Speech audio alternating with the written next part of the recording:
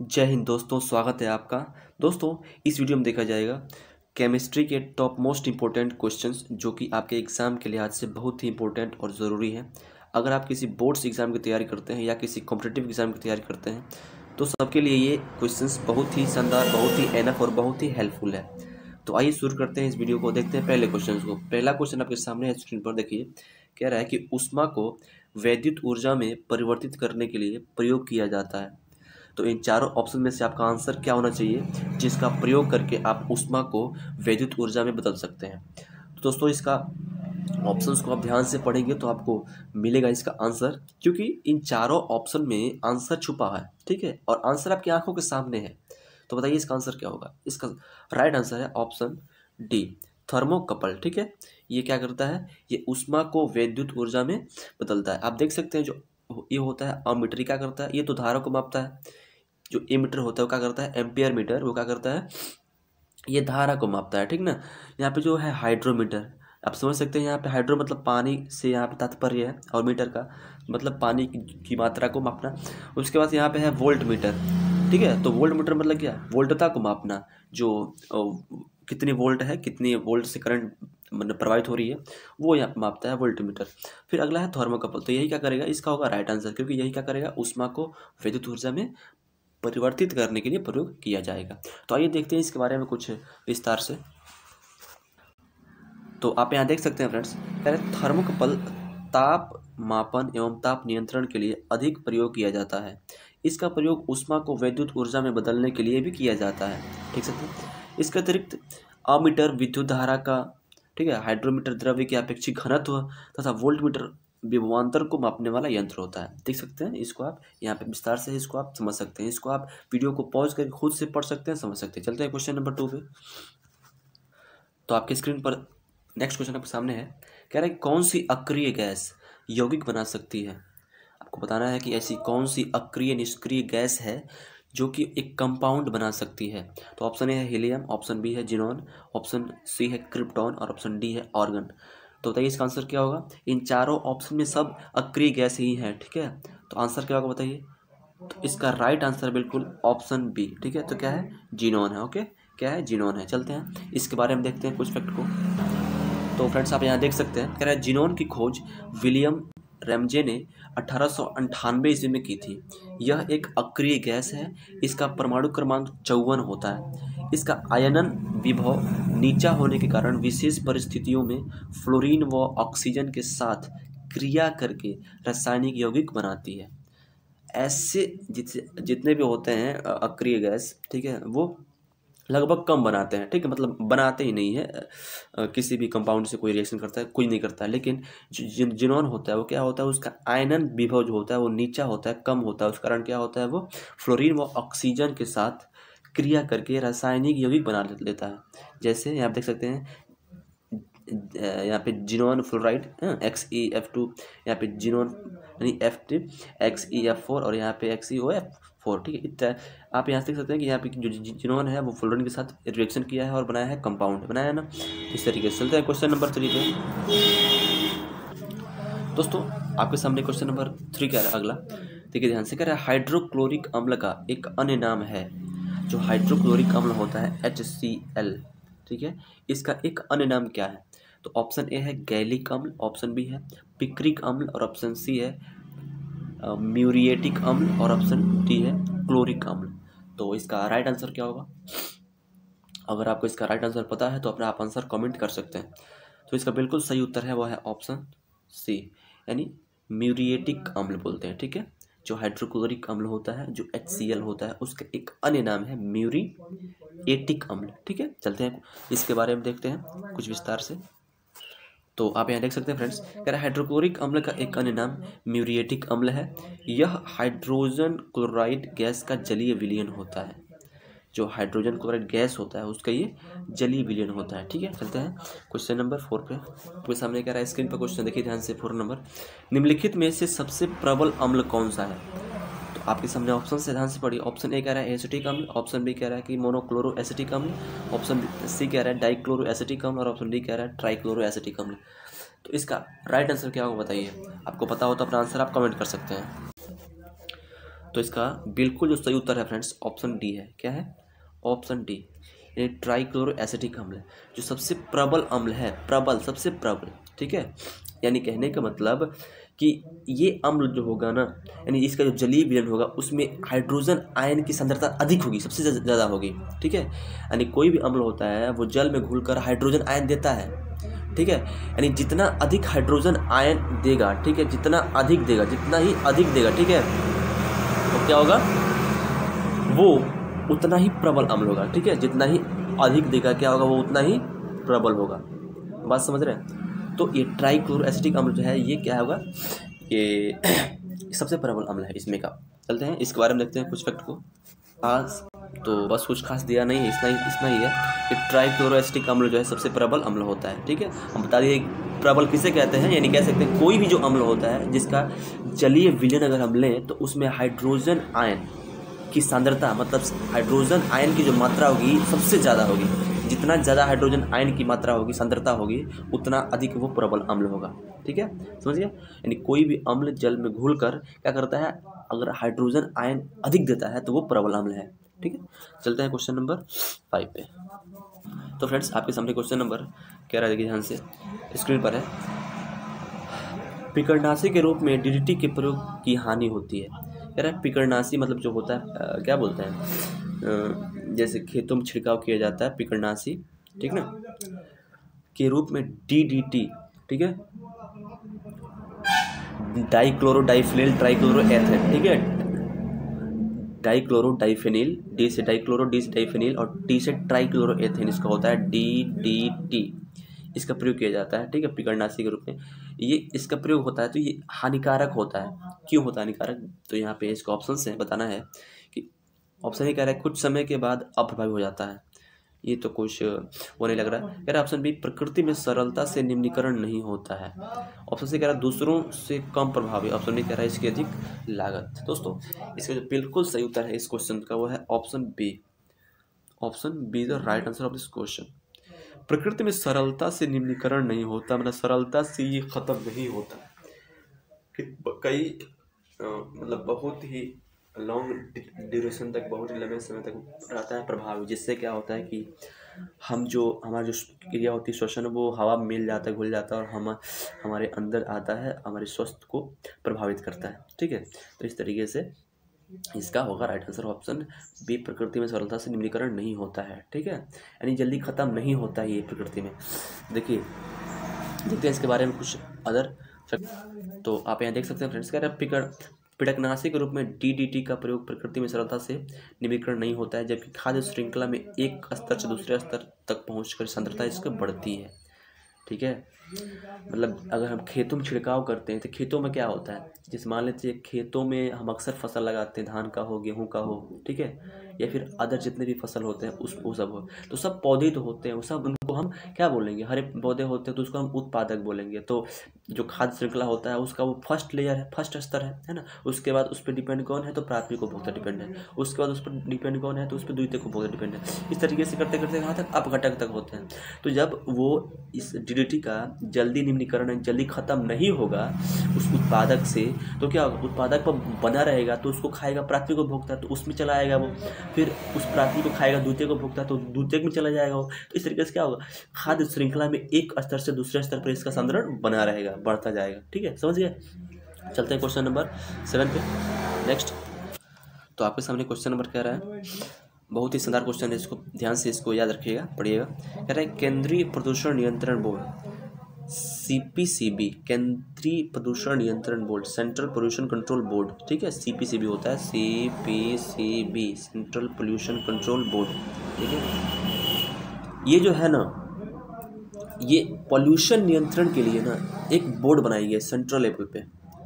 ठीक है, तो ये कुछ ऐसे मानक तैयार करती है जो कि काफ़ी इम्पोर्टेंट है, वो नागरिकों को मानना होता है। ठीक है, वो फॉलो करेंगे तो जाहिर सी बात है कि वो क्या होगा, उनके स्वास्थ्य ठीक रहेगा, मतलब अपने स्वास्थ्य को अच्छी तरीके से देख और उसको केयर कर पाएंगे। ठीक है, देखते हैं इसके बारे में क्या कह रहा है कि डैश माइक्रोमीटर या कम व्यास के आकार के कणिकीय पदार्थ मानव स्वास्थ्य के लिए सबसे अधिक नुकसानदेह है।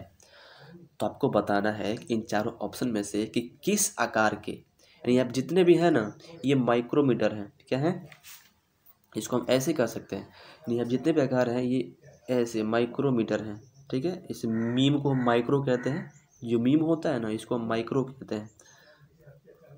ठीक है, यानी 0.5 माइक्रोमीटर या 2.5 माइक्रोमीटर या 5 माइक्रोमीटर या 10 माइक्रोमीटर। तो आपको बताना है कि इन जो यहाँ पे दिए गए हैं कणकीय पदार्थ के आकार, ठीक है, आकार दिए गए हैं कि कणकीय पदार्थ का आकार कितना होता है जो हमारे स्वास्थ्य के लिए सबसे अधिक नुकसानदेह होता है। ठीक है, तो आपको भरना है कि डैश इनमें से कौन होगा, डैश माइक्रोमीटर या कम व्यास के आकार के कणकीय पदार्थ, ठीक है, मानव स्वास्थ्य के लिए सबसे अधिक खतरनाक नुकसानदेह होता है। तो इसका राइट आंसर क्या होगा फ्रेंड्स, बताइए। तो इसका बिल्कुल सही उत्तर है वो है ऑप्शन बी। ठीक है, यानी 2.5 माइक्रो जो मीटर होता है, 2.5 जो माइक्रोमीटर होता है, ये क्या होता है, ये सबसे अधिक नुकसानदेह होता है मानव स्वास्थ्य के लिए। ठीक है, यानी 2.5 जो माइक्रोमीटर, 2.5 माइक्रोमीटर का जो कण होता है ना, उसका जो मतलब उस तरीके से व्यास, मान लीजिए ये कण हो गया। ठीक है, इसका जो व्यास, ये वाला जो हिस्सा है, मतलब कितना ये, इस गोल तो होता है कोई भी कण, मतलब मान लेते हैं उसका जो आकार गोल है, लेकिन जब भाई गोल होगा तो व्यास तो उसमें जाहिर सी बात होगा उसमें ऐसे।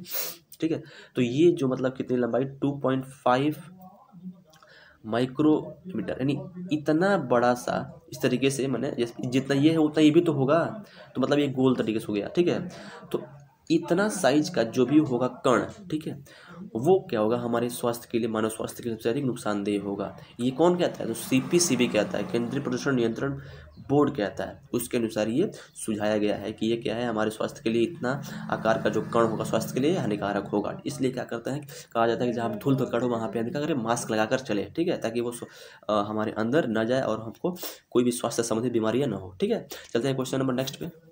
तो खैर पहले इसको देख लेते हैं, इसके बारे में कुछ इफेक्ट को। कह रहा है केंद्रीय प्रदूषण नियंत्रण बोर्ड सीपीसीबी के अनुसार 2.5 माइक्रोमीटर या उससे कम व्यास के आकार के कणकीय पदार्थ मानव स्वास्थ्य के लिए सबसे अधिक हानिकारक है, जैसा मैंने बताया था, क्योंकि ये सूक्ष्म कण श्वसन के दौरान फेफड़ों में अधिक गहराई तक पहुंच सकते हैं तथा श्वसन संबंधी अनेक रोग व लक्षण उत्पन्न कर सकते हैं, जैसे जलन, सूजन, फेफड़ों तक नष्ट हो जाना और समय पूर्व मृत्यु तक सब संभव। ठीक है, तो आइए चलते हैं नेक्स्ट क्वेश्चन पे।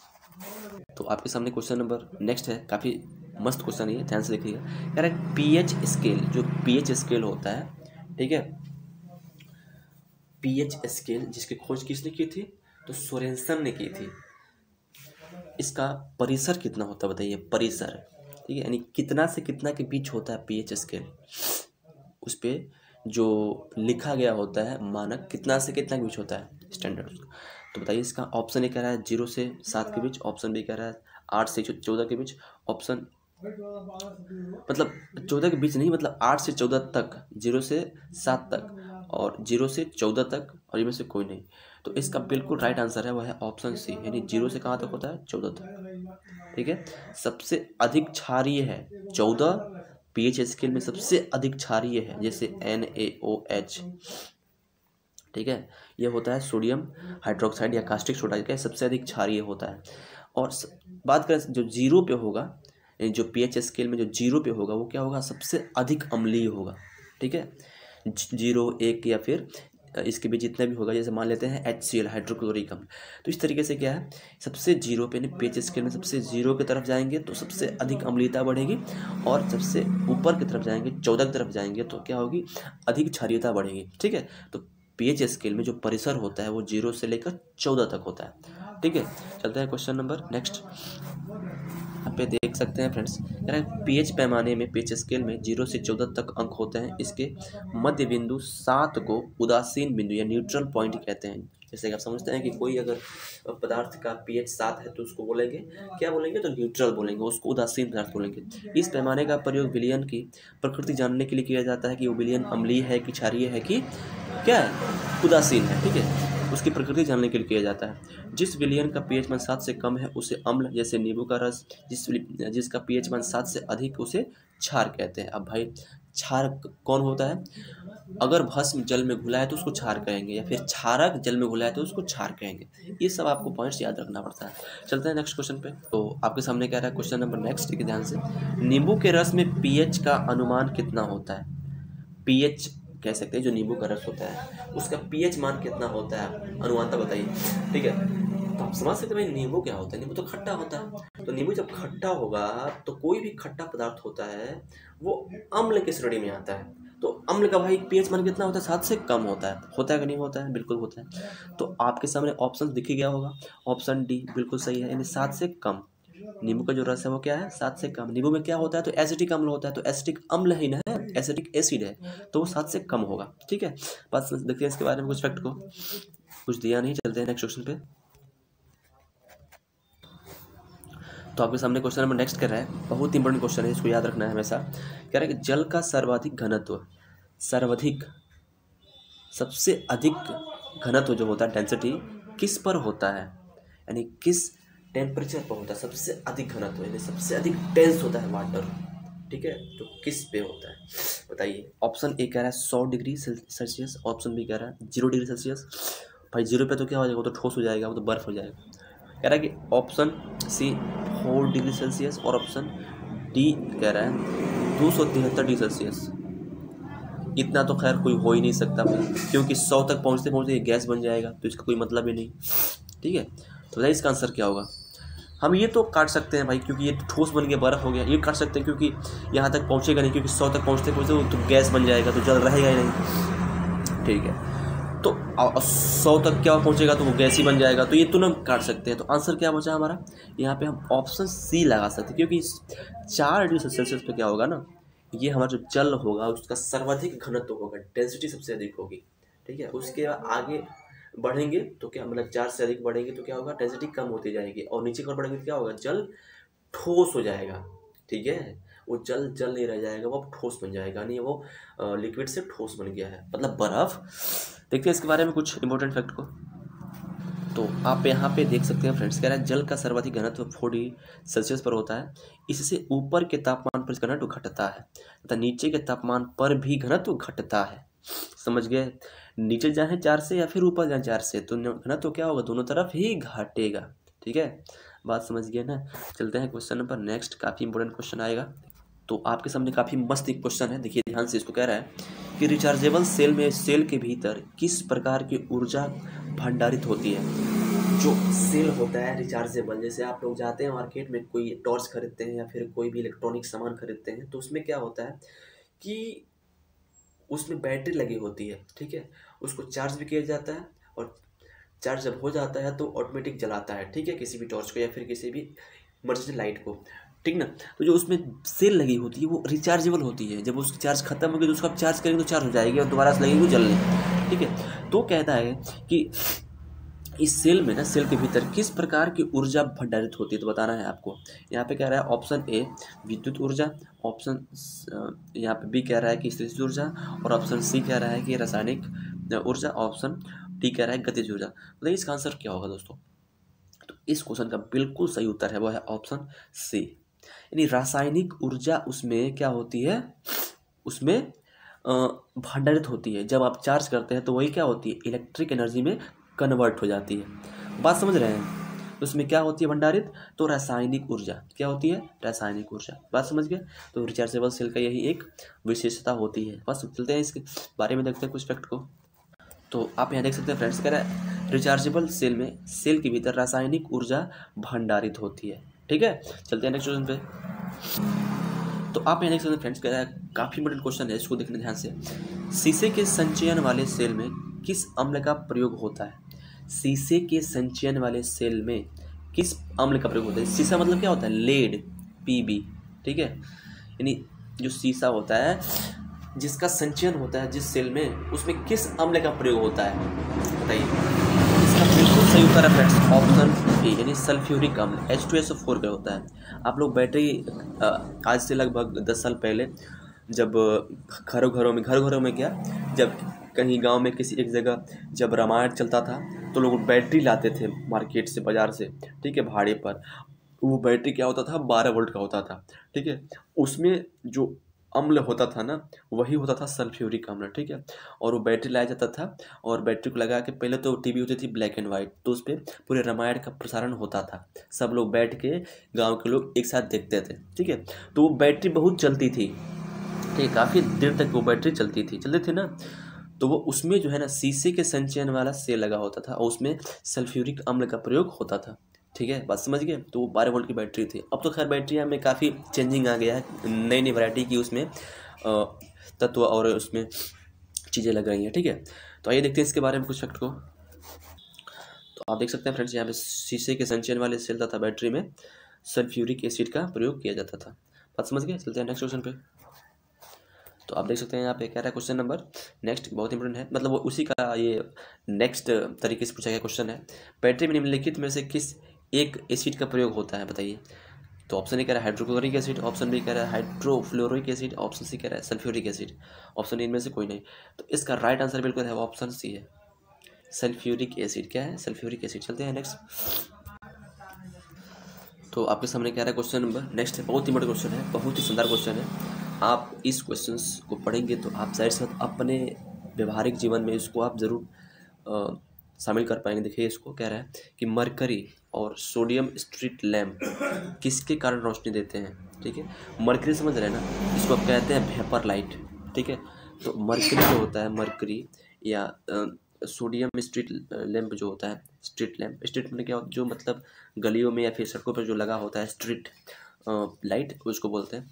ये किस कारण रोशनी देते हैं? तो इसका राइट आंसर है बिल्कुल वो है ऑप्शन ए, परमाणु उत्सर्जन के कारण। क्या होता है? परमाणु उत्सर्जन के कारण। देखते हैं इसके बारे में कुछ फैक्ट इंपॉर्टेंट। तो यहाँ पे देख सकते हैं मरकरी और सोडियम स्ट्रीट लैम्प परमाणु उत्सर्जन के कारण रोशनी देते हैं, ठीक है। परमाणु उत्सर्जन एक रासायनिक विश्लेषण है जिसके द्वारा प्रकाश की तीव्रता को ज्ञात किया जाता है, जो आग, मरकरी, बल्ब आदि स्रोतों से उत्सर्जित होती है, ठीक है। तो इसके चलते हैं नेक्स्ट क्वेश्चन पे। तो फ्रेंड्स आपके सामने बहुत ही मस्त क्वेश्चन है, इंपॉर्टेंट है, देखिए ध्यान से। कह रहा है एस्बेस्टस, एस्बेस्टस किससे बनती है? तो एस्बेस्टस होता है वो किससे बनती है, बताइए। तो ऑप्शन ए कह रहा है कि कैल्शियम और मैग्नीशियम से, ऑप्शन बी कह रहा है तांबा, जिंक और मैग्नीशियम, ऑप्शन सी कह रहा है सीसा और लोहा, ऑप्शन डी कह रहा है कैल्शियम और जिंक। तो इसका बिल्कुल जो सही उत्तर फ्रेंड्स जो है ऑप्शन ए, कैल्शियम और मैग्नीशियम से बनता है। क्या बनता है? एस्बेस्टस जो होता है ये भी धातु ही है, ये कैल्शियम और मैग्नीशियम से बनेगा, ठीक है। कैल्शियम भी धातु है, मैग्नीशियम धातु ही बनाएगा फिर। तो एस्बेस्टस ये कैल्शियम तथा मैग्नीशियम से बनता है। आइए देखते हैं इसके बारे में कुछ फैक्ट को। तो आप यहाँ देख सकते हैं फ्रेंड्स, कह रहा है ट्रेमोलाइट एस्बेस्टस के संगठन में कैल्शियम और मैग्नीशियम तत्व तो शामिल होते हैं, ठीक है, समझ गए। तो फ्रेंड्स इस वीडियो में बस इतना ही। आपको क्वेश्चन कैसे लगे? अगर अच्छे लगे हो तो प्लीज़ वीडियो को लाइक कर दीजिएगा, और इस वीडियो को अपने दोस्तों में शेयर करिएगा, और उनसे बोलेगा इसको वो देखें, इस क्वेश्चन को लगाएं, ठीक है, अपने से काफ़ी, क्योंकि ये बहुत ही इंपॉर्टेंट क्वेश्चन है। ये आपके एग्जाम के लिए, चाहे वो कोई बिहार से रिलेटेड जितने भी कॉम्पिटेटिव एग्जाम हो या फिर कोई बोर्ड्स एग्जाम हो, तो उन सब के लिए बहुत ही इंपॉर्टेंट और ज़रूरी है, ठीक है। अगर आप चैनल पर नए तो इस चैनल को सब्सक्राइब कर लीजिए, और जितना हो सके उतना इसको शेयर करिए, सब्सक्राइब करिए और सपोर्ट करिए, ठीक है। मिलते हैं आपको नेक्स्ट वीडियो में, तब तक के लिए आपको बहुत बहुत धन्यवाद। Thank you very much. जय हिंद, जय भारत।